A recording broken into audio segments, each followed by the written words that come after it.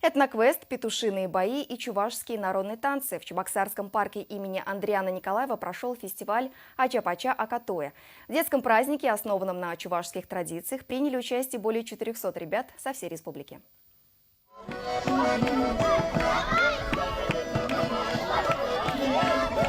К празднику Агатоя эти ребята готовились несколько недель и в парк пришли с группой поддержки. С ними музыкальные и художественные руководители. Результаты совместных репетиций школьники показывают на сцене.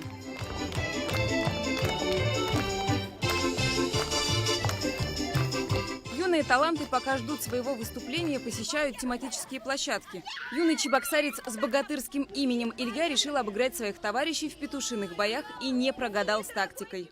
Они выбивали, я стояла в уголке, чтобы победить. И я остался в конце и победил Ваню, потому что у него была сломанная рука. Впрочем, развлечений по мотивам чувашских традиций для детворы было достаточно.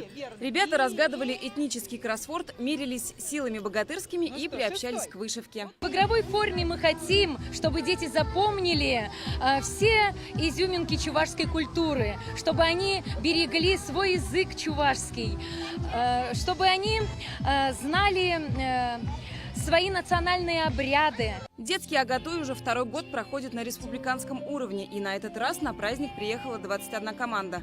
В основном это воспитанники пришкольных лагерей Чебоксар и Новочебоксарска. Также свои коллективы представили и образовательные организации Чебоксарского, Маргаушского и Яльчикского районов. В этом году в честь 170-летия Яковлеву исполняют такие прекрасные рассказы, стихи читает, не забывает чувашский народ, чувашского просветителя. Если у взрослых Агатоy ассоциируется с весенне-полевыми работами, то у школьников, особенно городских, еще и с окончанием учебного года.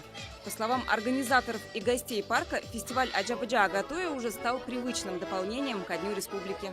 Оксана Замятина, Павел Редков, Вести Чебоксары.